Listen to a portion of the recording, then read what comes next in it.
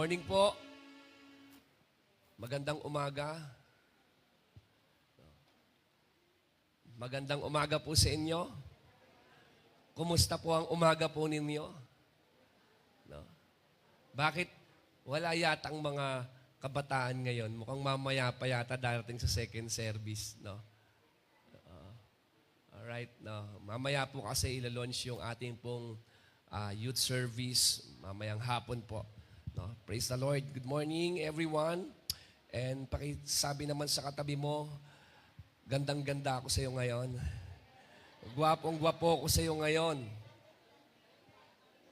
No? Sa mga kasama po natin online, good morning po sa inyo. No? Actually, may mga visitors po tayo rito. May mga kasama po tayo mula pa sa Cavite. Yes. Talagang bumiyahe po sila para po mag-church dito po sa atin. By the grace of God, no, nakausap po sila last week, mag-asawa po sila. Talagang nakita ko yung laki ng puso nila sa Panginoon, sa pagmamahal sa Panginoon. At yung kanilang karanasan sa paglilingkod. No, sobra akong namamangha at nagagalak sa tuwing nakakakita ko ng mga tao na talagang mahal na mahal si Lord. Yes, totoo po yun. No? Kaya nung time na yon, lagi po silang sumusubaybay po sa atin online. No? Nakakasama po natin sila weekly via online. Sobra po silang nahihipo ng mensahe ng Panginoon by the grace of God. No? At nagkausap kami last week. Nagtanong sila kung saan sila pwedeng mag-church doon po sa Cavite. Kasi nga, na-locate po sila doon because of work. Sabi ko po, bakit hindi magkaroon ng gawain dyan? Nakita ko po kung paano mag-agree itong mag-asawang ito na gustong-gusto nila na umabot ng mga tao, mga buhay ng mga nasa paligid nila. At nakakamangha. Kasi kung sana ba may kawayan lang eh. Cavite po yon. Magtra-travel ka rito para mag-church. Nako po, yung mga nandyan nga lang eh. Diba? Gustong pumunta ng langit, hindi makapunta ng church eh. Diba? Ito from Cavite, bumiyahe. Bakit? Kapag buhay ang presensya ng Diyos sa puso mo, talagang magiging natural sa iyo. No? Yung magpuri, magpasalamat, at sumamba sa Diyos. Hindi pinipilit yan. Hindi yan pinipilit. Lifestyle ng totoong mananampalataya yan. Totoo po. No? Yan ay minamahal na po natin sa buhay natin. But anyway, gusto ko pong ipakilala po sa inyo yung bisita po natin si Brother Henry at si Sister Elaine. Pwede po ba kayong tumayo? No? Grabe. Welcome naman po natin sila malakas sa palakpak. Hallelujah. Welcome po. No? Welcome home. Thank you, thank you, thank you. It's a privilege na makasama po namin kayo dito. At mula sa malayong lugar, talagang sinadya na magpunta para po sumamba. Praise the Lord. Yun nga po, relate ko na rin po yung topic po natin doon.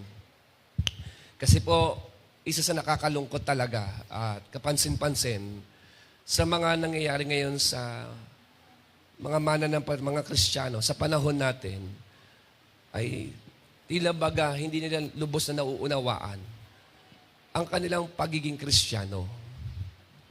Yes. Hindi nila nauunawaan kung ano ba yung tunay na pagkakaroon ng relasyon sa Panginoon. Kasi po talagang malayong-malayo na po yung pagkakaiba ng mga mananampalataya before sa mga believers ngayon. Ang laki na po. Ako po'y nasaksihan ko pa po yon.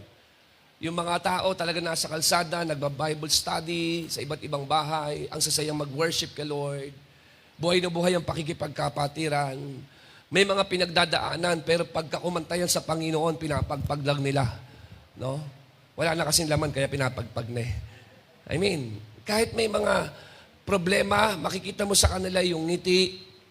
Alam nila na ang buhay Kristiyano ay hindi palaging mainam. I'm not saying na ang pagiging Kristiyano ay buhay ng pagiging mahirap. kundi ang kahirapan ay bahagi rin ng buhay ng isang tunay na mananampalataya. Amen po ba doon? No, na hindi naiintindihan to ng marami. Kaya kung mapapansin niyo po, no, nakakalungkot dahil may mga umusbong na ngayong mga Kristiyano, talagang kung tawagin to ay new breed Christians. No? And that's our topic for today. No, it's entitled New Breed Spoiled Brat Believers.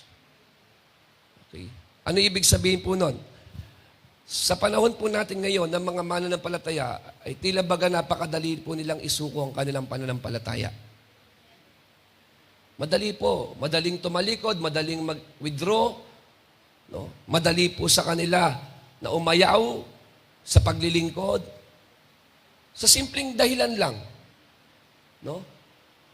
Malayong malayo pag binasa mo ang Book of Acts, ang Gospel, no? Ang New Testament. Kasi kailangan ang pattern natin ng Bible eh. Diba? Kailangan ang lifestyle ng Kristiyano, ang buhay ng Kristiyano, nakaayon sa Bible. Hindi ka po pwedeng gumawa ng sarili mong lifestyle na ang pagiging Christian sa iyo ay trip-trip lang. Ay hindi yan yung nakalagay sa Bible. Amen po ba doon? Ayoko, gusto ko ako lang mag-isa. Ay hindi yan pwede. Kasi sa Bible, tinuturuan tayo at inuutusan tayo pagdating sa fellowship. So, hindi tagtutugma. Tama? No, kaya mapapansin mo, parang ang layo na ng galawan ng mga Kristiyano ngayon compare sa mga Kristiyano before. No? Ang bilis po nilang umayaw sa paglilingkod. Basta nagka-problema lang. Hindi lang nadaanan ng communion. Ayoko na dyan mag-church. Hindi lang nakakuha lang ng Santa Cena. Ha? Hindi lang nakakain ng ostya. Amen po ba doon? No? Agad silang nagtatampo sa Diyos kapag hindi naibigay ang kanilang panalangin. Ba't ako mananalangin eh? Hindi nga sinasagot ng Panginoon. Diba? Kaya hindi totoo si God. Hindi totoo si God. Kasi kung totoo siya, dapat binibigay niya lahat ng gusto ko. Spoiled brat nga eh. Spoiled brat. Sabi nga kanina ni Ate Raylani, wag natin bigyan din ng Diyos ng pagsamba na nakadepende sa emosyon. Na kapag pakiramdam mo, gusto mo mag-worship, parang okay ka ngayon, nakadepende sa mood. Ay, hindi ganyan ang pagsamba sa Panginoon. Pag tinignan mo ang Bible. So, itong mga new breed Christians na to, believers na to, tawag sa kanila yung mga spoon-feeding Christians. Sa Tagalog niya, tinignan ko, pag sinabing spoiled brat, alam niyo yung sa Tagalog? Ano po? Kanta yan. Jeff Rocks. Ano ibig sabihin ng Jeff Rocks? Bakit may Jeff Rocks? Ayun yung kanta eh. Laki sa layaw. Laki sa layaw. Kailangan niya makakuha lahat ng gusto niya nang walang paghihirap. Walang suffering. No? Walang character development. Kaya lumalaki yung mga anak, spoiled brat. Ibig sabihin, gusto mo yata ang buhay ay ganun-ganun na lang. Kapag kung ano ang ituro mo, dapat makuha mo. Ay, hindi po ganun ang Bible eh. Hindi po. Ako po, 3 araw po kami sa Iloilo. Nag-mission po kami doon. Biro mo, alauna kami na nag-travel. Sumakay kami. Alauna na madaling araw, sumakay kami. 6:00 ng umaga.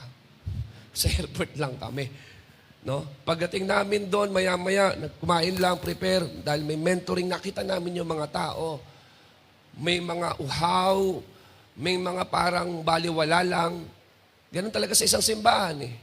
After ng kinabukasan, nag-mentoring kami. Alam niyo naman ang mentoring ngayon. Di ba? Isang araw yan, buo yan. Sabi namin, wala ba tayo kahit man lang tumingin sa mga puno-puno?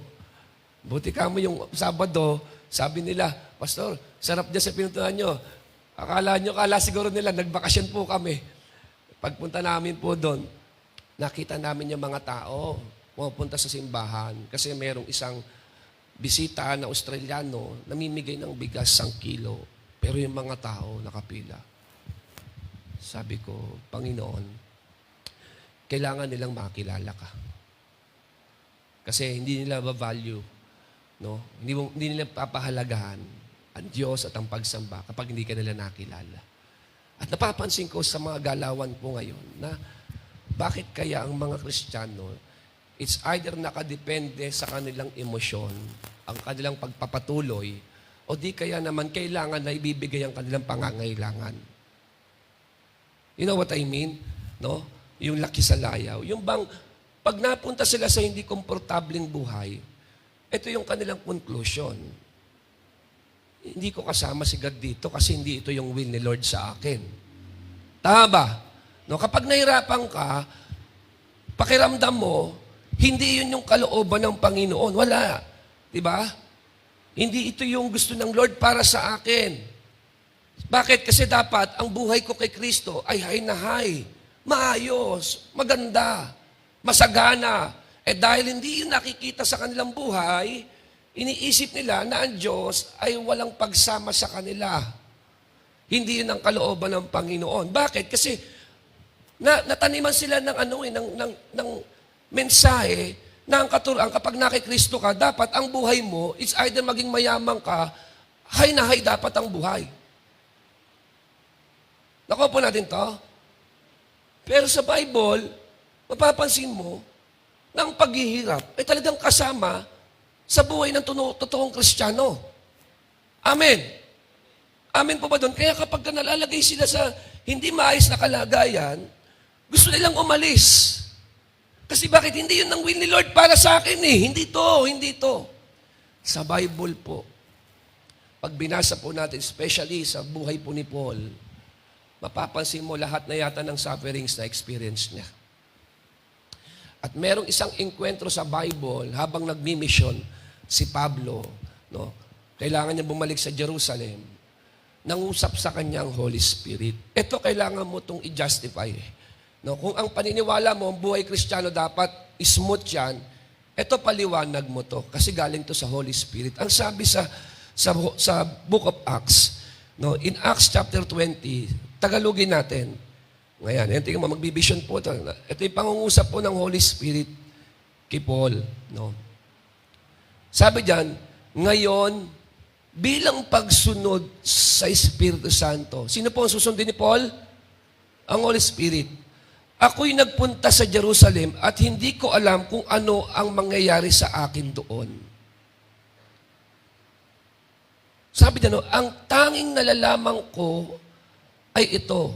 Sa bawat bayang dinadaanan ko, ipinapahayag sa akin ng Espiritu Santo na ang naghihintay sa akin, ay ang pagkabilanggo, pag-uusig at kapighatian. Mensahe mula sa Diyos, sa banal na Espiritu, na ang sabi niya kay Apostol Pablo, ang naghihintay doon sa pupuntahan mo ay pagkabilanggo, pag-uusig, kapighatian, kahirapan. Kanino galing po itong mensaheng ito? Sa banal na Espiritu. Pag tinignan mo siya, parang masyado siyang negatibo. Tama? Kasi ang gusto nating makuha sa Diyos, pagdating mo doon, pagpapala, kalakasan, kasaganahan. Tama po ba doon? Kayamanan, yan ang dapat makuha mo. Pagpunta mo doon. Samantalang dito, ang pahayag sa kanya ng Banal na Espiritu, sa paglilingkod ni Apostol Pablo, sa pagsunod ni Apostol Pablo, sa pagkatawag sa kanya ng Diyos, bilang mga lingkod, tayo rin po. Ang sabi sa kanya ng Holy Spirit, ang naghihintay sa akin, sa pupuntahan ko, pagkabilanggo, pag-uusig, paghihirap, kapighatian. Kapighatian. No, kung titingnan mo, parang ang pangit yata. Bakit? Kasi sa natural na kaisipan ng mga Kristiyano, kapag siguro nagsalita ang Holy Spirit, no, ng ganito, bilangguan, kahirapan, pag-uusig. Ano sabi mo? Tumigil ka, Satanas.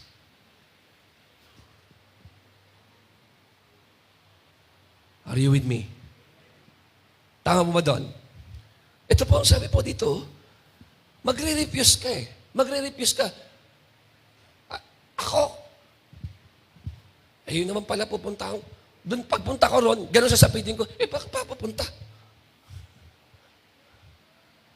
Tama mali. Sa natural natin kaisipan, pupunta ka sa isang lugar, tas sabihin sa'yo ng Diyos, kapigatian, bilangguan, paghihirap ang naghihintay sa'yo. Ano sabihin mo? Ayaw ka. Tama, mali. Dahil hindi yun ang gusto mo eh. Hindi yun ang inaasahan mo. Pero, kung sakali ba na merong ganon pangyayari sa pagsunod mo sa Panginoon, ang tanong dito, magpapatuloy ka pa ba? Kung matagal mo nang hinihiling sa Panginoon ng kasaganahan at hindi niya sinasagot yung kasaganahan na hinihingi mo sa Kanya, ang tanong, magtutuloy ka pa ba? Gagawin mo pa rin ba yung pinagagawa sa iyo ng Panginoon, yung panawagan sa iyo ng Panginoon, na kahit sa kabila nito, alam mo, yun po pwedeng mangyari. Amen po ba doon? Ito yung mensahe mula sa Diyos.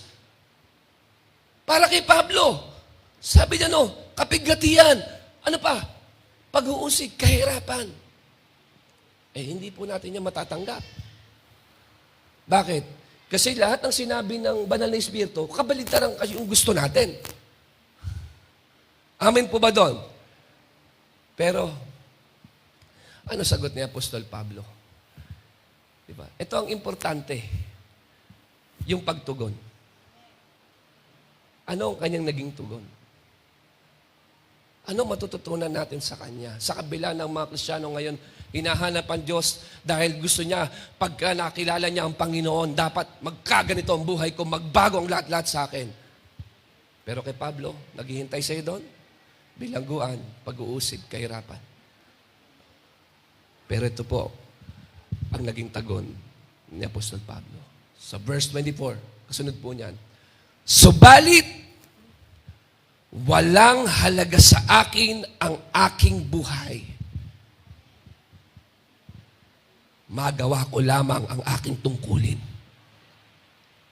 At matapos ang gawaing ibinigay sa akin ng Panginoon, ang pagpapahayag ng mabuting balita tungkol sa kagandahang loob ng Diyos para sa tao. May ganyan ka bang puso? Ganyan bang sigaw ng puso mo? Kaya nga, diba sabi ni Jesus, if you want to come after me, if you want to follow me, anong unang requirement niya? You must deny yourself. Stop thinking about yourself and what you want. Sa ibang translation, nakalagay yun. Stop thinking about yourself and what you want. Kasi bakit ang gusto mo, dapat ganito, dinidiktahan mo ang Diyos. Kapag hindi mo nakita yan, yung mga inaasal mo sa Panginoon, apakadali mo na magtampo. Pero ito sabi niya si Apostol Pablo, subalit walang halaga sa akin ang aking buhay. At the end of the day, ano man ang pagdaanan ko, ang pinakamahalaga at importante sa akin, matapos ko yung pinagagawa ng Diyos sa akin. Yung panawagan ng Diyos sa akin. Bakit? Kasi ito yung aking purpose. Ang purpose mo, kapatid, hindi magpakayaman. Ang purpose at ang misyon natin bilang mga Kristiyano ay abutin ang mga tao at makakilala sila sa Panginoon. Maligtas sila sa pamamagitan ng mabuting balita. Hallelujah. Andiyan ba tayo? Kaya para kay Pablo, ito, okay lang. Nag-deserve ka dyan. Dapat ngayon, mayaman ka na eh. Ano nangyari sa pag-serve mo? Ano ka? Sabihin sa'yo ng demonyo, tingnan mo, walang nangyari. Nagtapos ka pa. Tingnan mo, walang nangyayari. Kaya ka inuusig eh. Bakit? Puro ka church, puro ka serve. Pero sabi dyan, ang importante, ang mahalaga kay Pablo, parang si Jesus, marami akong mga bagay na gusto. Pero sabi niya sa Ama, not my will, but your will be done. Kalooban mo ang masunod. Kaya may mga tao umaalis at lumalayo sa Panginoon para ipurso ang kayamanan sa mundo. Pero may mga tao rin naman na kayang i-give up ang lahat para lang magawa yung pinagagawa ng Panginoon. Saan ka ron? Are you with me? Andiyan ba tayo? No? Ito yung aral At katotohanan na kailangan natin maunawaan bilang mananampalataya. Dahil talagang kapansan-pinsin ngayon ng mga bagong lahi, no? Bagong usbong ng mga mananampalataya, lumilitaw po ngayon, no? Kung tawagin niya ay spoiled brat believers.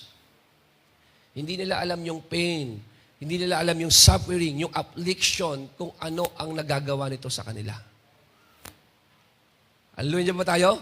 No? Hindi lang yung downside po nito, no? Kundi yung nagagawa nito sa kanilang buhay. Ano po, yung maging kabahagi ng paghihirap at kamatayan ng Panginoong Hesukristo. Totoo po yan. Totoo po yan. Hindi ibig sabihin na hindi kayo maman, kaduda-duda ang Diyos sa buhay mo. Hindi po yun. Ang pinaka-importante kasi dito, nagawa mo ba yung pinagagawa sa iyo ng Panginoon? Kasi yan ang tagumpay po natin Amen po ba doon? No? Yung ma-conform tayo sa kamatayan, sa paghihirap, at maging kawangis tayo ng Panginoong Hesukristo to be Christ-likeness. No? At ang importante po rito, ano po, yung mag-mature tayo sa kabila ng ating mga pinagdadaanan. Amen. Amen. No? Ang importante, patuloy natin, no? Isakatuparan, isagawa kung ano yung pinagagawa sa atin ng Diyos. Hindi na mahalaga kung makorek ka, kung ma-rebuke ka, madisiplina ka, maituwid ka. No? Ang importante, makapagpatuloy ka bilang isang Kristiyano. Bilang isang Kristiyano. No? Na ano po, na maintindihan mo na ang paghihirap, ang kawalan, ay bahagi rin yan ng ating buhay bilang mga mananampalataya at bilang mga tagasunod ng ating Panginoong Hesukristo. Are you with me? Ang sabi po sa Isaiah, chapter 53, verse 3 to 4, hinamak siya at itinakwil ng mga tao. Ito po yung prediction kay Jesus, propesya kay Jesus na mangyayari. Dumanas siya ng mga sakit at hirap. Ito nga Diyos Diba? Sa kanyang trono, nagmamayari na lahat. Pero dinanas to, tingin nyo, hinamak siya at idinakwil ng mga tao. Dumanas siya ng mga sakit at hirap. Ano po dinanas niya? Sakit at hirap. Tinalikuran natin siya. Hinamak at hindi pinahalagahan. Ang totoo, tiniis niya ang mga sakit at mga kalungkutan na dapat sanay tayo ang dumanas. Ang akala natin ay pinarusahan siya ng Diyos dahil sa kanyang mga kasalanan. Pastor, si Jesus yan Savior yan Lord yan Of course, dapat niyang ginawa yan. Pero ano po sabi po sa Philippians chapter 3, verse 10. Punta tayo sa isang tao. Ano po sabi po ni Apostol Pablo? And I continually long to know the wonders of Jesus Christ. And to experience what? The overflowing of His resurrection working in me. I will be one with Him in His sufferings and become like Him in His death. Only then will I able to experience complete oneness with Him in His resurrection from the real of death. Ito yung bihirang naririnig po natin. Bihirang narinig. Yung pag-usapan natin kung paano ba makibahagi sa paghihirap at kamatayan ng Panginoon. Amen po ba doon? No? Ito yung dapat kasi pag pinag-usapan natin sa church, pastor, dapat ganito. Kailangan, kung ano yung word, yun ang ma-receive po natin. Yun ang makuha po natin. Amen po ba doon? Pero sabi po dyan, ma-confirm po tayo sa sufferings daw at sa kamatayan. No? Kasi po, nasanay tayo na dapat positive. Positive. Pero alam niyo po ba, kahit ang mga paghihirap natin, may resultang maganda palagi yan sa Diyos. No? Hindi naman panghabang buhay ang kahirapan mo Kapag ang kahirapan mo, na-serve na yung purpose niya, alis din yan. Alis din yan. Meron lang itinuturo ang Diyos sa atin. Kasi mas nagagawa ng Diyos na hubugin tayo sa mga panahon na meron tayong pinagdadaanan. Yes. Mas marami tayong natututunan, no? kapag tayo ay dumaraan sa maraming problema at pagsubok. Kaya kung minsan, bakit kaya pinapayagan ng Diyos na mangyari sa iyo yung bagay na hindi mo gusto? Kasi meron niya siniserve na purpose. At kapag nangyari na yon, at natutunan mo yung mensahe ng Panginoon, lilipas din yan. Sabi mo sa katabi mo, lilipas din yan. No? Kaya, yung tingin natin na, hindi ako po pwedeng magkaganito. Hindi ako pwedeng mag-suffer. Bakit? Hindi sa pagiging Kristiyano yan. Pero sabi ni Pablo, basta ako, ang gusto ko, yung maging kahati sa paghihirap at kamatayan ni Kristo. Yung pinagdaan ng Panginoon, yun din ang pagdadaanan ko. Yun din ang pagdadaanan natin. It is impossible to know Christ without having a fellowship in His suffering. Napaka-imposible na makilala mo ng totoo si Jesus at tapos hindi ka naging kabahagi sa paghihirap ni Jesus. Napaka-imposible po noon. Tanungin mo yung mga tao na noon pa naglingkod na. Tanungin mo ang kanilang mga naging karanasan. Mamamangha ka sa kanilang mga patotoo. Sa kanilang mga na-experience sa buhay. At talaga masasabi mo, talagang grasya ng Diyos. Grasya yan ng Diyos. Biyaya na yan ng Diyos. Kung bakit po nakarating po kayo dyan. Kung bakit kahit anong dumating, natapos yung pinagagawa sa inyo ng Panginoon. Biyaya yan. Amen po ba doon? No? Bakit? Kasi po, ngayon, ang mga Kristiyano po ngayon, mapagsabihan lang, nagtatampo na. Pero mo, ganun lang. Mapagsabihan, nagtatampo. Diba? Natamaan lang ng sermon, nawawala na. Amen po ba doon? Hindi lang napansin sa church, lumipat na ng ibang simbahan. Amen po ba doon? Dalagpasan lang ng Holy Communion. Abay, hindi na makatulog. Iniisip niya, bihira to si sister, may samayatan ng loob sa akin to ah. Hindi ka lang napansin na, hindi ka lang nabigyan ng kopa. Diba? Kakaisip mo na wala yung kapayapaan mo. Kaya ayoko dyan sa church na yan. Ganyan talaga sila eh. Pag hindi ako nag-church, pag bumalik ako dyan, tingnan mo ang lalamig nila sa akin.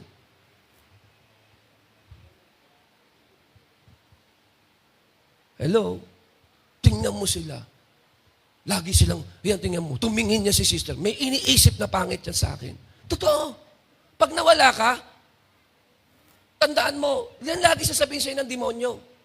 Oh, napansin mo? Hindi ka nila pinapansin, di ba? Di ba? Ang sasama nila, di ba? Mga hipokrito yan. Yung mga nasa church na yan, mukha lang banal yan, di banal yan. Totoo lang. Di ba? Hindi mo naiintindihan. May mga pagkakataon na talaga nasasaktan tayo, nagtatampo tayo. Pero yung sasabihin mo, Lord, titiisin ko to. Hindi ako aalis, Lord. Magtutuloy ako. Magsuserve pa rin ako. Bakit? Lord, kahati ako sa paghihirap at kamatayan mo. Yes, hindi ko gusto to, Lord, na nangyayari sa akin. Pero Lord, magtutuloy ako. Kasi ang importante sa akin, Panginoon, matapos ko yung pinagagawa mo sa akin. Wala pa nga yung pag-uusig, kulungan, pagpapahirap eh. Konting ano lang nagtatampo. Biruin mo mga Kristiyano ngayon. Amen. Maipapasa mo ba yung faith ba yan ang ipapasa natin sa susunod na generation? Napaka-shallow. Hindi man lang nasugatan, umaayaw. Tapos pagdating mo, no pain, no gain. Pagdating sa pera, pagdating sa pag-reserve, ba't di yan ang mantra mo? Pero pagdating sa pagkakabuhayan, kahit mapagod, kahit di na kumain, kahit wala ng 5 araw na walang tulog, because no pain, no gain. Amen. Tama ba doon? Kahit nagkakaano ka na, ulcer ka na, basta no pain, no gain. Ba't kay Lord? Ang bilis mo. Walang kwenta yan. Hindi na ako dyan. Ayoko na yan. Bakit? Because it is impossible to know Christ without having a fellowship with His suffering. Tingin ko, ibang Kristo yung nakilala mo. Yes. Ibang Jesus po yun. No? Hindi na tayo marunong magtiis. No? Talagang, lagi natin sinasabi, huwag ka kasi tumingin sa iba. Tumingin ka lang kay Jesus. Tapos yung hindi napansin siya rin nawala. Siya pa yung lagi naalala niyo ba yun? May makilala ba kayo? Siya yung nag-e-encourage sa'yo before, pero ngayon wala na. Bakit? Natisod din. Tumingin ka lang kasi pag nasa church ka, parang baso na may punong-punong tubig. Pag nakafocus ka, hindi mo nakikita ng, tas kinabukas, wala na, bakit? Na-open sa message, Pastor. Siya raw yung topic. Pero parang ganun, bakit? Hindi mo kaya magtiis? Na-correct ka? Na-disiplina ka? Hindi ka napansin? Hindi mo kaya magtiis? Hindi ka pinansin? Hindi mo kaya magtiis? Naghihirap ka ngayon, wala kang pera, hindi mo kaya magtiis. Napapagod ka kakasurf dahil lagi ka na sa Diyos, hindi mo ba kaya magtiis? Hallelujah, nandiyan ba tayo? Nandiyan ba tayo? No? Kay Pablo, tandaan niyo po, pares lang naman tayo lingkod ng Diyos. Pero para sa kanya, sabi niya, titiisin ko lahat yan. Yung buhay na to, di na kasi ako yung nabubuhay dito. Si Kristo na nabubuhay sa akin. Ang importante sa akin, matapos ko. May ganun po ba tayo? Kasi bakit? Kaya kung bakit ayaw mong tumapos, kasi is it possible, wala ka kasing sinimulan. Amin po ba doon? Kasi kung meron kang nasimulan, meron kang tatapusin. Pero pag nagsimula ka lang sa simbahan, hindi ka nagsimula kay Jesus, yan ang delikado. Amin po ba doon? Kailangan makita mo, Lord, lahat ng ito, titiisin ko to. Bakit? Kasi kahati ako sa paghihirap, sa kamatayan mo. Ano po sabi ni Apostol Pablo in Philippians chapter 4, verse 11 to 12? Tingnan niyo po ang kanyang buhay. Sapagkat, ito kasi, ang laging quotation natin, ang memory verse natin dito, yung Philippians 4:13 lang. O, yan lang kasi nababasa mo palagi. Pero lagi mong aalamin kung ano ba ang konteksto ng Philippians 4:13. Tama? Kasi ina-apply mo yan sa gusto mo magtagumpay sa buhay. I can do all things. Gusto mo pumasa sa exam. I can do all things. Walang problema doon. Pero dapat maunawaan mo muna kung ano yung konteksto ng verse na kinukuha mo. Tingnan natin yung previous verses niya. Okay? Ano po sabi po rito? Sa kanyang mga paglilingkod, sa kanyang mga naranasan, sa kanyang pagkabilanggo. Si Pablo kasi nabilanggo siya dyan At may mga kapatid ang tumutulong sa kanya. No, inaalala siya ng mga kapatid, kumusta na kaya si Pablo? No, sa kanyang paglilingkod, sa pagkatawag sa kanya ng Diyos, bakit ganun mga nangyari? Inaalala si Pablo, tinutulungan nila. Pero ito naging sagot ni Apostol Pablo. Sabi sa Philippians chapter 4, verse 11 to 12, sapagkat natutunan kong maging kontento anuman ang kalagayan ko. Marunong akong mamuhay sa hirap o ginhawa.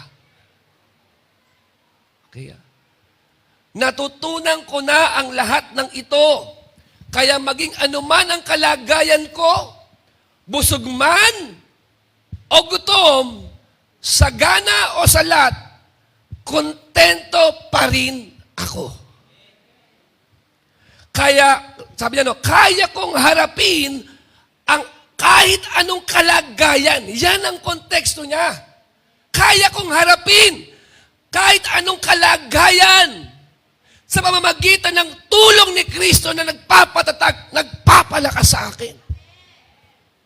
Pwede palang mangyari na kahit may gutom, may kawalan, may karamdaman, nagpapatuloy pa rin.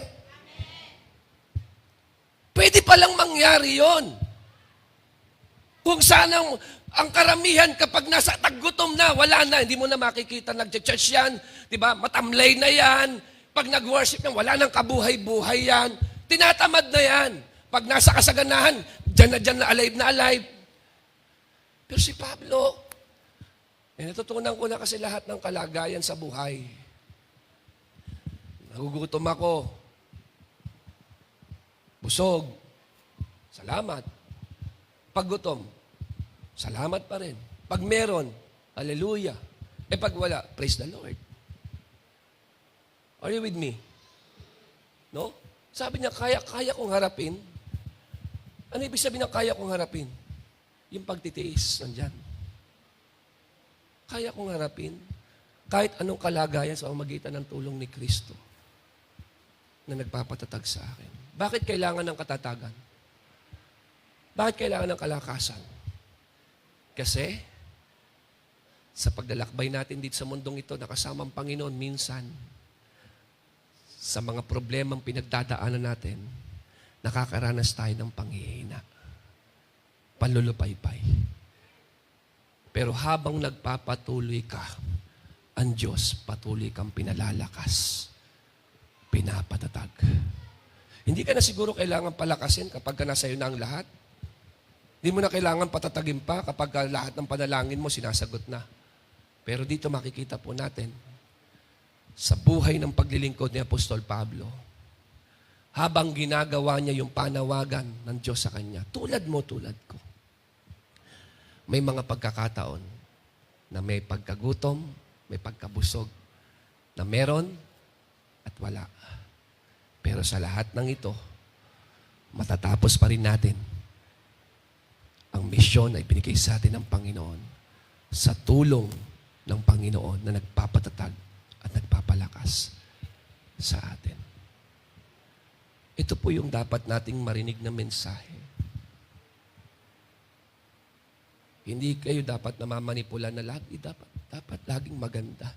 The reality, para hindi kayo ma-dishearten, para hindi kayo ma-depress. Ang realidad, ang buhay ay hindi laging busog. Ang buhay ay hindi laging meron. Pero sana, sa meron at sa wala, sa kabusugan at kagutuman, nagpapatuloy ka pa rin. Nagpapatuloy. Napakagandang halimbawa sa mga taong may pinagdadaanan ngayon na gusto nang sumuko. Na gusto nang umayaw, naiisip na ang kanyang paglilingkod, na bitawan na, no, at unahin mo na ang personal na buhay. Pero dito pinapakita sa atin na kahit pala tayo ay merong problema, ay pwede pala tayong magpatuloy. Pwede pala tayong magpatuloy. Na hindi tayo umaayaw. Amin po ba doon? Kapatid, huwag kang matakot na dumaan sa mga problema at pagsubok. Bakit? Kasi sapat ang biyaya at kalakasan ng Diyos para sa iyo. Para sa iyo. Amen? Ang gusto lang ng Panginoon, sa panahon na wala ka, dumipende ka sa Kanya. Sa panahon na nanghihina ka, tumingin ka sa Kanya. Sa panahon na akala mo imposible, tumingin ka lang. Magtiwala ka lang sa Diyos. Hallelujah. Diyan ba tayo? Ngayon, naintindihan mo, na-encourage na ako. Okay lang pala na minsan pinagdadaanan ko to. Okay lang. Akala ko kasi, si Lord, hindi na sasagutin yung panalangin ko. Sabi ko, Lord, gusto ko na dating ganito, pero hindi nangyari. Pero po sabi po, no? In 2 Corinthians chapter 4, verse 8, bagamat may mga problema, may mga pagsubok, ano po sabi ni Apostol Pablo? 2 Corinthians chapter 4, verse 8, TPT version, though we experience every kind of pressure. Meron? Meron pressure? Meron. No? Every kind, iba-iba. Variety. We are not crushed. No? At times, we don't know what to do, but quitting is not an option. Quitting is not an option. We are persecuted by others, but God has not forsaken us. We may be knocked down, but not out. We continually share in His death. In the death of Jesus in our own bodies, so that the resurrection life of Jesus will be revealed through our humanity. Ayan, napakalinaw na sinasabi ng Bible. Sabi po dito, we experience every kind of pressure. Kaya kung nakakaranas mo yon, kasama ka dito. Naranasan din ni Apostol Pablo yan. Amen? But we are not crushed. We are not crushed. At times, we don't know what to do. But quitting is not an option. May mga pagkakataon na hindi mo na alam yung gagawin mo. Pero sa kabila na sumuko ka, no, pinipili mo pa rin na tumingin at magpatuloy sa Panginoon. Amen? Bakit? Kasi sa tuwing tayo napapagod, sa tuwing tayo ay nakakaranas ng kawalan, iba po, palagi natin naiisip yung salitang pag-ayaw eh. Di ba? Yung huminto na lang. Huwag na magpatuloy. Bakit? Kasi nga, hindi komportable yung ating kalagayan. Kaya ang una mo kagad naiisip, ayoko muna, mag-step back muna ako. Mag-withdraw muna ako. Bakit? Hindi kasi mainam yung kalagayan ko. Pero sa ating mga Kristiyano, bagamat may pinagdadaanan, hindi yan aayaw. Quitting is not an option. Quitting is not an option. Hello? Bakit ka aayaw kung pwede mo na manghingin sa Panginoon na bigyan ka ng kalakasan na magpatuloy? Pwede ba yon? Tama? Kung sabihin mo nangihina ka na walang ka ng fire, bakit kailangan kagad umayaw? Bakit kailangan huminto? Bakit hindi mo dalhin ang sarili mo sa Panginoon at tingin mo sa Kanya yung kalakasan na muling ibalik yung alab sa puso mo? Pwede ba yon? Pwede. Marami na po tayo nakita mga Kristiyano na naglingkod sa Panginoon ng ilang dekada, pero mapapansin mo sa kanila, kahit anong pinagdaanan, nagtuloy-tuloy lang sila. Kasi naiintindihan nila ang pagiging Kristiyano. We are persecuted by others. May mga taong nagsasabi sa'yo ng hindi maganda, ginajudge ka, but God has not forsaken us. Hindi tayo pinababayaan ng Panginoon. God is our vindicator. Amen? Hindi ka iiwanan ng Panginoon. We may be knocked down.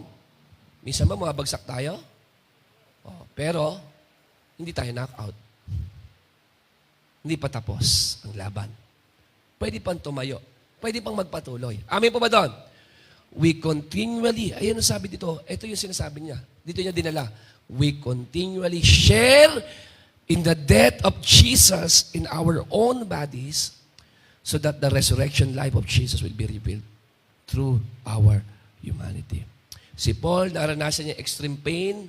He experienced a lot of problems, sufferings, hardship, emotional, mental torture.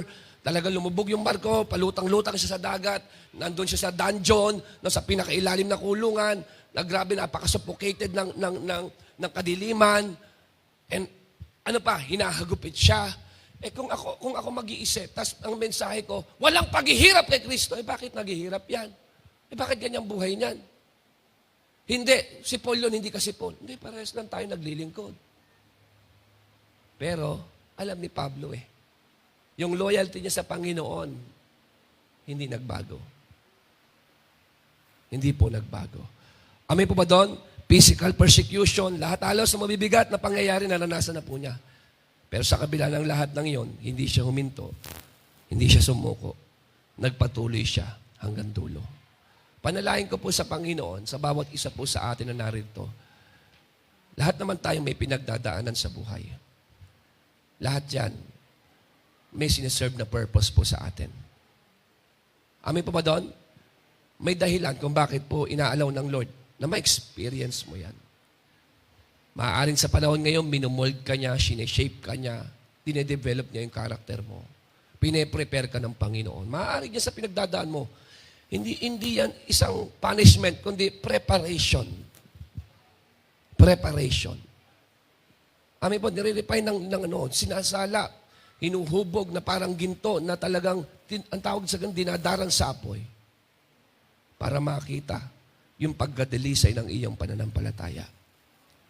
Hindi mo kasi masasabing may faith ka. Madali kasi magsabing may faith ka kay Lord Pero isang bagay, yung mates yung faith mo, malaman mo talaga yan kapag dumaan na sa mga problema at pagsubok.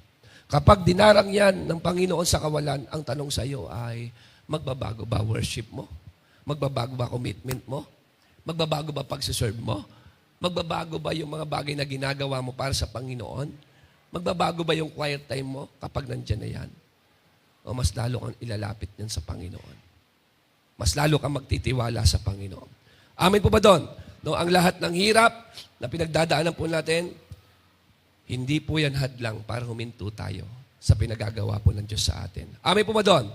Ang tanong sa iyo, do you still love God even when you are in a very difficult and painful situation in life? Mahal mo pa ba si Lord? Ngayon tinatanong ka, Lord, mahal mo ba ako? Kahit yung panalangin mo na matagal ng panahon ay hindi ko sinasagot?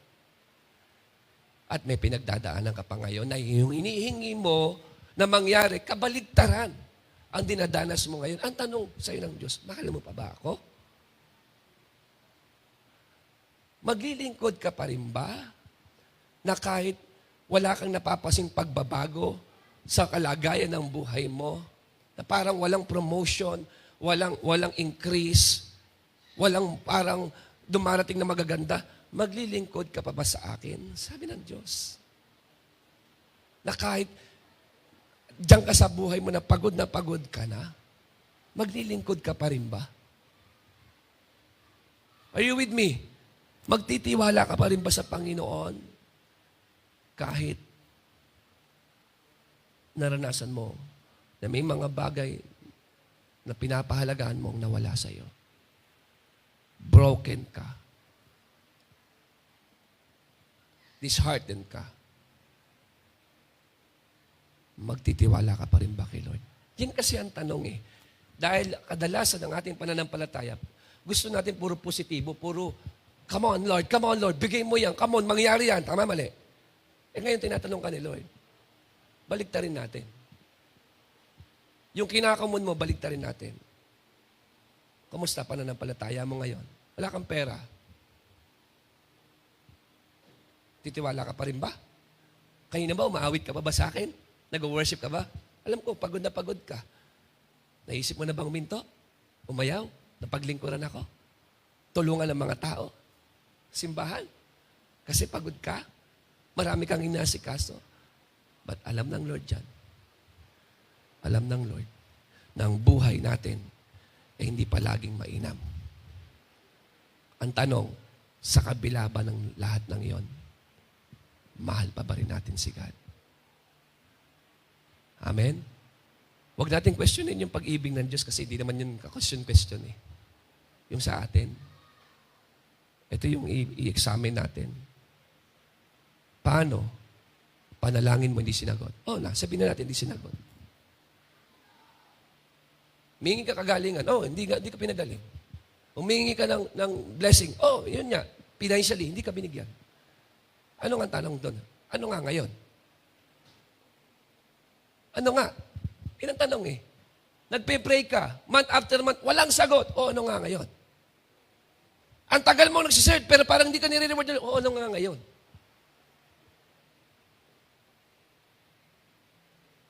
Katulad din ba ni Pablo? Panginoon, naranasan ko na po ang lahat. Sa meron at sa wala, di na mahalaga ang aking buhay. Dahil ang importante sa akin ngayon, matapos ko yung pinagagawa mo sa akin. Amen po ba doon? Amen po ba doon? Kaya in 1 Corinthians chapter 16, verse 13, sabi na, be on your guard. Stand firm in the faith. Stand firm in the faith.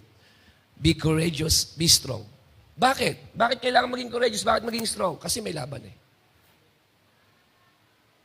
Sa pagtitiwala mo sa Panginoon, yung pananampalataya mo na may labanan dyan. Ang mga spoiled brat believers, yung faith nila, nandun lang sa positive side. Yes. Come on, Lord, give me, give me, give me, give me.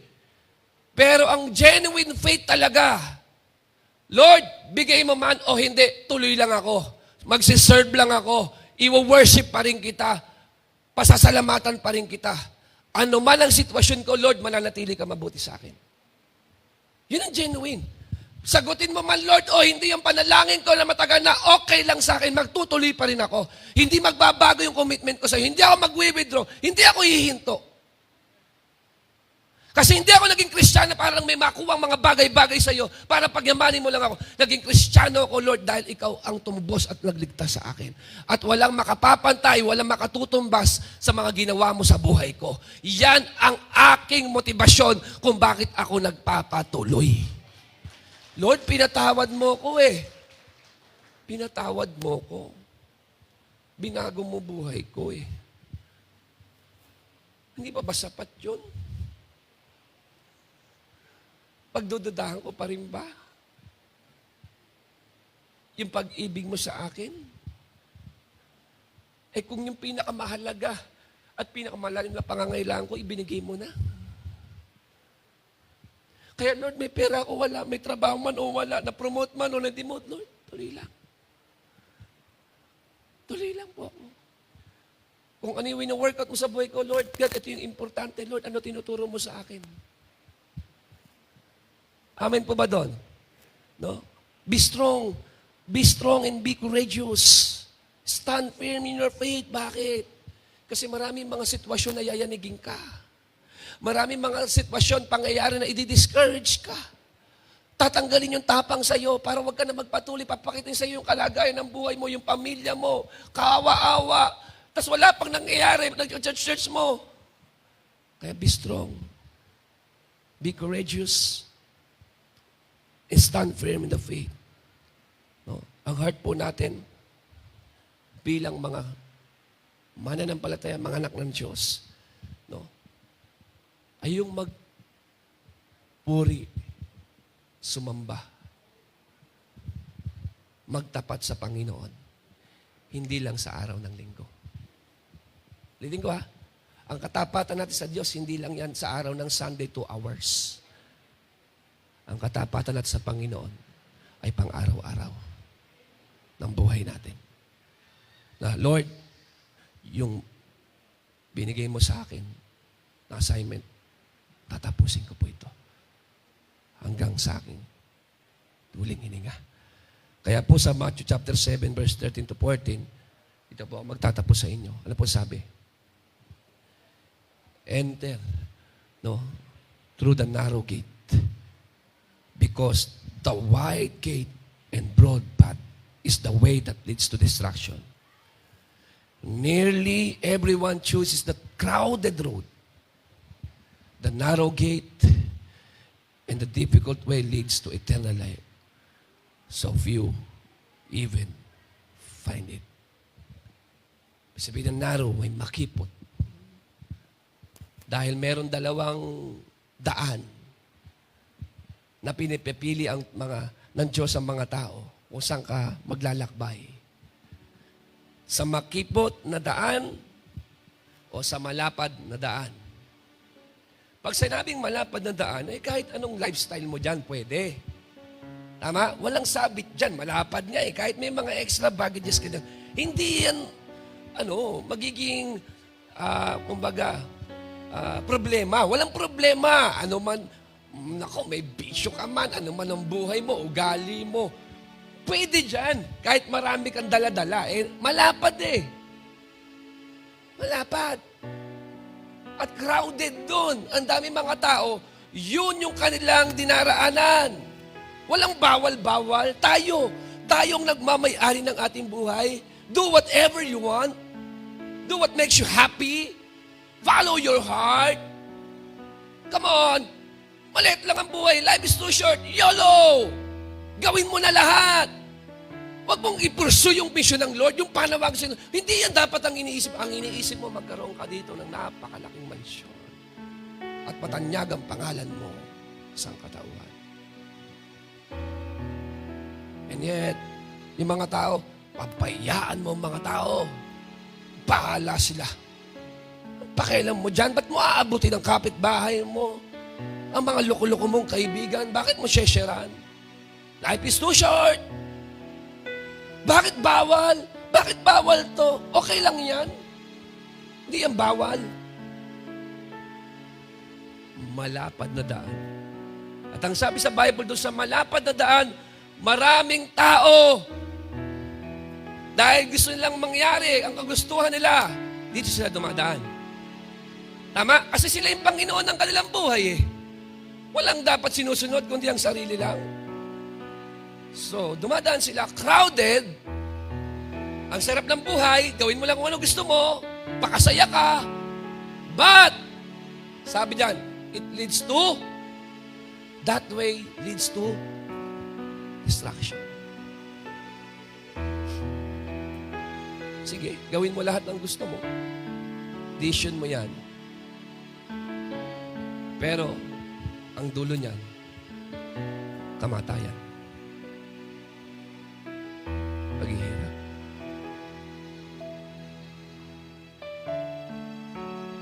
Kaya makikita mo, ang daming mga tao ngayon, punong-puno ng pagsisisi. sana, nung magkakasama pa kami, sana nung nandyan pa sila, sana nung bata pa ako, naglingkod na, sana nakinig na ako sa Panginoon, sana naglingkod na ako at sumunod sa Kanya. Dami mga tao, yan, ngayon, makikita mo, wala na. Sila na gumagawa ng sarili ng Bible. Niredefine na nila ang mga meaning. Ang love ay para sa lahat. Ano man ang iyong kulay. Rainbow tayo ngayon. Ay, nasa Bible ba yan?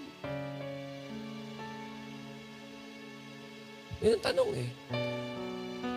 Kung yan kinokondem ng Bible mo at nagsisimba ka, tigil mo na pagsisimba mo.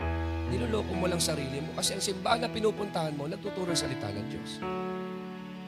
At kung kontrahin mo, yung tinuturo kahit sinong pastor at pari yan, huwag ka na magsimba kasi may sarili ka palang interpretation eh. Mali. Pwede pala yun? Kahit unggoy, pakasal tayo.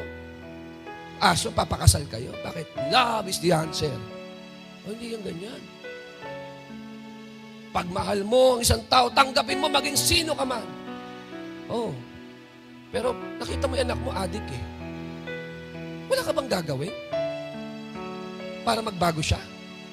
Nasasabi mo sa kanya, tanggap kita, adik ka. Shabu pa more. Hindi ba ganon? Kasi bakit? Sabi mo kasi, ang pagmamahal, tanggapin mo maging sino siya. O di kung ganon pa lang, paliwan mo. So yung anak mo, nasisira na buhay?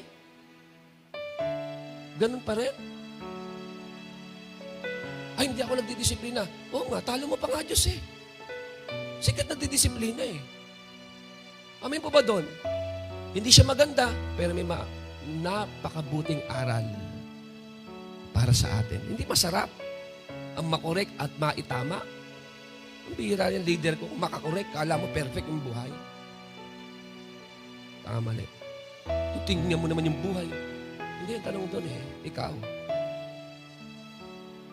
Narrow gate. Bakit sa narrow gate ang dami dyan? Kasi kahit anong gusto mo, pwede dyan. Walang magbabawal sa'yo kasi buhay mo yan eh. Mali. Sa makipot, dami mong dala. Lord, bibitawan ko ba to? Hindi yung kasya eh. Lord, tagal na nito eh. Habit ko na to eh. Hindi yung pwede.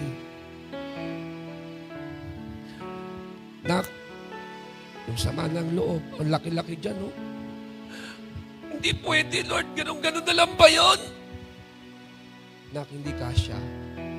Iwan mo yan. Magpo-forgive ako, Lord. Forgive ka. Yan pa, oh. Lord, hindi po pwedeng mawala to. Hindi kasya. Makipot yung daan. Sino dito? Nung sumunod ka sa Panginoon, tinanggap mo si Lord sa buhay mo, marami ka mga bagay na isinubo sa Kanya. Mga bagay na tinalikuran, mga extra baggages na binitawan. Lord, di na mahalaga to sa akin. Tapos nung ka sa makipot, ikaw lang yung kasya. Bawal kasi magdali kasi bakit? Makipot lang. Ayaw ng tao yun. Pinakikialaman siya ng Diyos. Sinasabi ni God, mali nga yan eh. Hindi ka dapat dyan. Hindi yan ang buhay na gusto ko sa'yo. Lord, hindi pwede. Mahal ko siya. Hindi. Talaga, Lord, masakit to. Pero, hindi na mahalaga sa akin yung buhay ko. Magawa ko lang yung pinagagawa mo. Napunta ka ron. Pero ang dulo, buhay na walang hanggan. Bakit?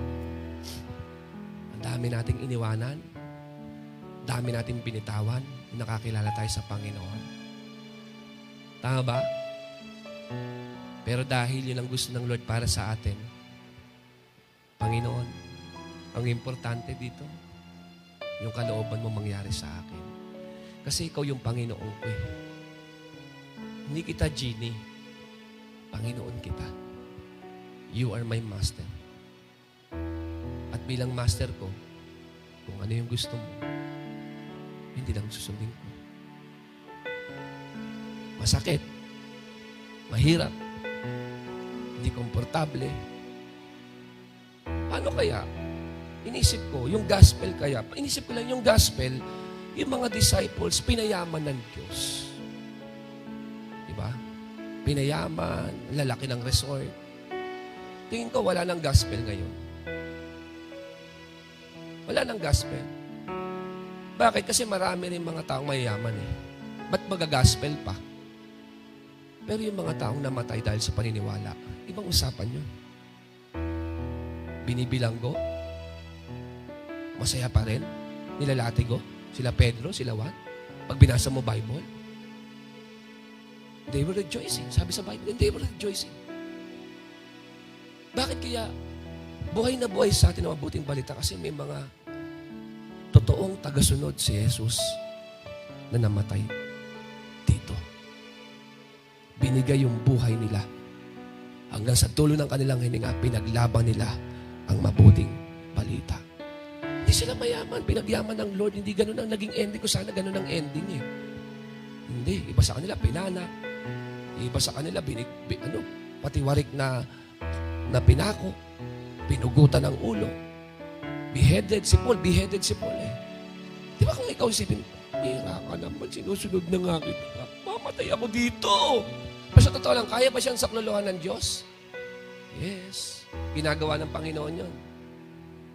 Si Peter, pinalabas niya sa kulong. Pero may mga pangyayari na kahit ang buhay mo, pwedeng maging kapalit. Pero kapag alam mo sa sarili mo, bakit ako makikipagpatayan sa temporal na buhay? Hindi to tahanan ko. Hindi to tahanan ko. Ang tahanan ko ay sa presensya ng Panginoon sa pangwalang hanggan. At ang importante dito sa akin, yung mission na pinagagawa sa akin ng Diyos. So, Lord, sige, kunin mo na sa akin to. Kunin mo na sa akin to. Kunin mo na sa akin to. Tingnan mo. Kahit nandiyan ka sa ganyang kondisyon, iba pa rin yung joy na nasa puso mo. Yes. Bakit? Yun ang gusto ng Panginoon sa atin eh. Ano man ang ating maging kalagayan. Kung pagyamanin ka, praise the Lord, pinagyaman ka ng Panginoon. Marami rin siya pinagyaman. Pero kung hindi man, praise the Lord pa rin. Amen po ba? Napapit na tayo lahat ay tumayo. Mawit lang tayo kanina ng isang Tagalog song.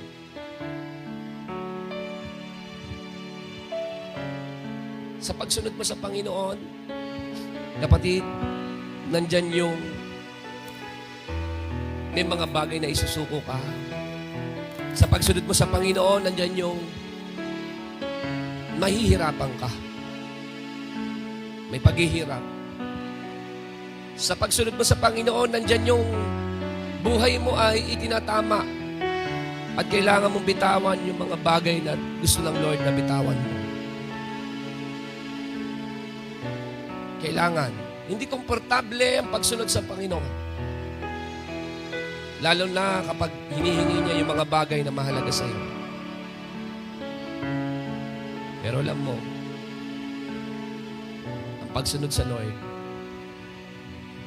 it's worth it.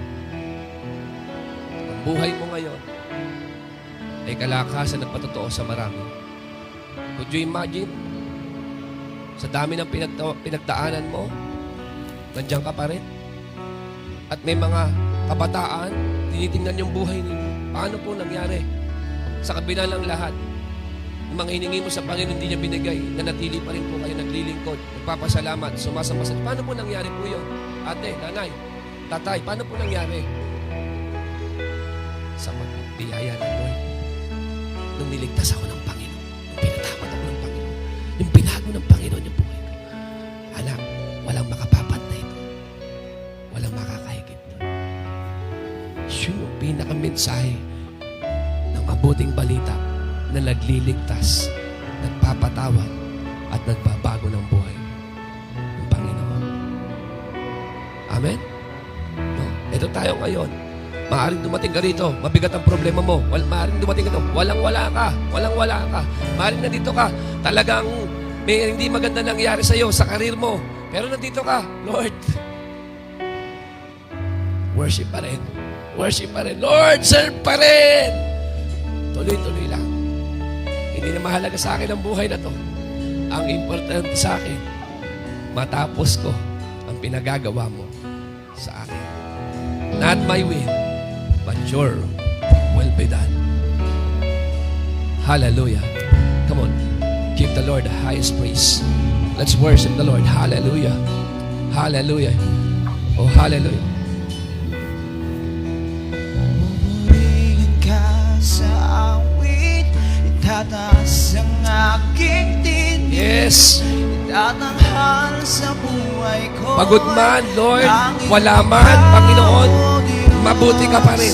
Higit pa Mabuti ka pa rin. sa kalangitan, ang iyong kaluwalhatian, kadakilaan mo'y Hallelujah. di mapapantiyan. Ikaw, Diyos. Pupurihin ka sa awit, itataas ang aking tinig, itatanghal sa buhay ko'y tanging ikaw, O Diyos. Higit pa sa kalangitan, ang iyong kaluwalhatian, kadakilaan mo'y di mapapantayan. Pupurihin ka sa awit, itataas ang aking tinig, itatanghal sa buhay ko'y tanging ikaw, O Diyos. Higit pa sa kalangitan, ang iyong kaluwalhatian, kadakilaan mo'y di mapapantiyan.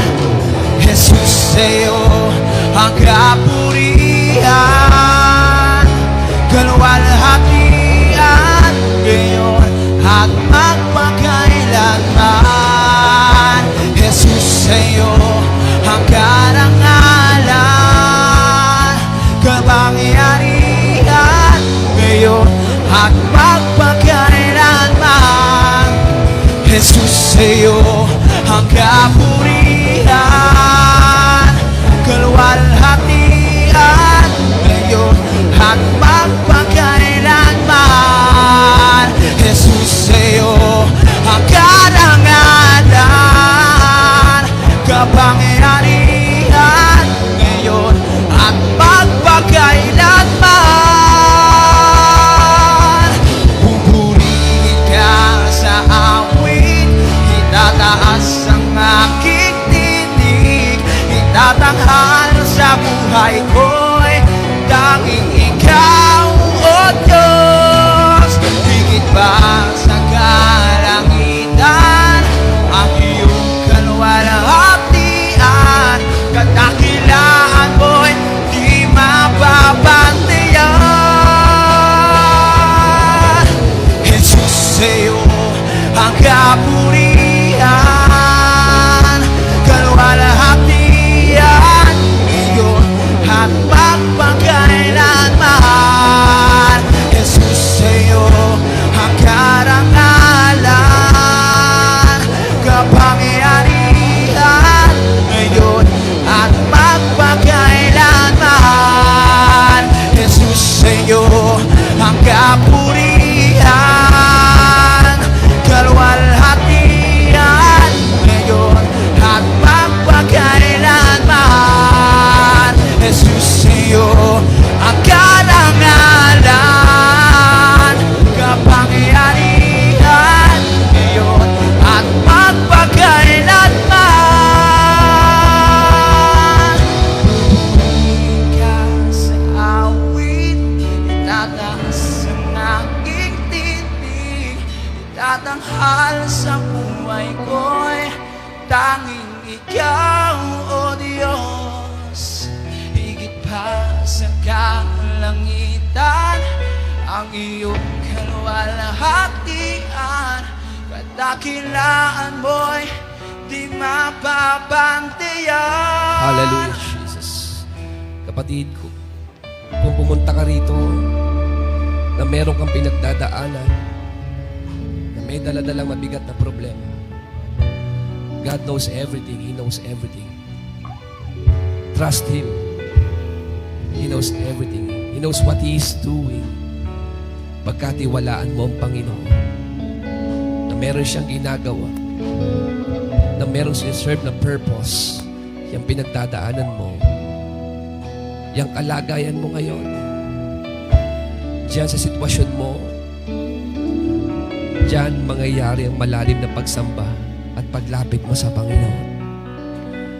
Na kahit wala, kahit may karamdaman, and yet you still worship the Lord, you're still worshiping God, you're still praising Him. Madaling magpuri sa Lord kapag okay ang lahat. Pero kaya mo bang bigyan si Lord ng tunay na pagsamba kahit may pinagdadaanan ka? Yung bang sabihin sa'yo, paano kung ang panalangin mo ay hindi ko tutugunin? Paano, Lord? Di ba sabi mo, bibigyan mo ko ng ganito? O Lord, bibigyan mo ko ng anak, bibigyan mo ko ng asawa. Paano? Mananatili ka ba sa Lord? Nasasamba, magpapasalamat. Lord, sabi mo, paghagalingin mo ko, pero paano kung hindi? Lord, sabi mo, pagmamayang pagyayamanin mo ko, Lord, paano kapag hindi nangyari? Despite of, are you still worshiping the Lord, trusting Him, praising Him, thanking Him for all He has done? At sasabihin mo, Lord, you're still faithful, you're still good. Thank you, Lord God, for your grace, for your goodness. Hallelujah. Panginoon, sa mga oras pong ito, patuloy mong i-comfort ang mga kapatid ko, dakilang Diyos, na mga dumaranas na mga problema at pagsubok sa panahon na to, Lord God. Yakapin mo sila at punuin ang iyong presensya. Patuloy na maging matapang, maging matatag sa pananampalataya, na kahit ano man ang pinagdadaanan, Panginoon, hindi ito magiging hadlang upang hindi nila matapos yung pinagagawa mo sa kanila. Anumang sitwasyon na nagpapayanig sa amin, Lord, na hindi namin papayagan na pahintuin kami. Patikumin ang aming mga bibig at magpasalamat, Lord. Mananatili kang mabuti sa amin. At Lord, ang aming buhay, yung kalooban mo po mangyari, yung gusto mo, yun ang gusto po namin. Yung plano mo, yun ang plano po namin, Panginoon. Mangyari po sa amin yung purpose mo, yung plan mo, Lord. At ma-accomplish po namin yung assignment na ibinigay mo po sa amin. Salamat po ng marami, dakilang Diyos. Lahat ng kapigatian, lahat ng kahirapan, lahat ng sakripisyo, Panginoon, lahat ng ito hindi sayang kapag ibinigay sa iyo. Lahat ng pagod na ibinigay sa iyo ay hindi sayang. Lahat ng paghihirap na ibinigay sa iyo ay hindi sayang. Lahat ng ito, Panginoon, ay mahalaga sa iyo. Salamat, Panginoon, sa lahat-lahat ng pagsama niyo po sa amin. Sa aming kahinaan, ikaw ang aming naging kalakasan. Sa aming kakulangan, Lord, ikaw ang nagbigay sa amin at nagbigay ng kapunuan. Salamat po. Salamat. Salamat. Ikaw lamang ang aming patuloy na luluwalatiin. Ikaw lamang ang aming dadakilain. Ikaw lamang ang siyang maitaas sa aming mga buhay. Purihin ka, Panginoong Jesus. Amen. Amen.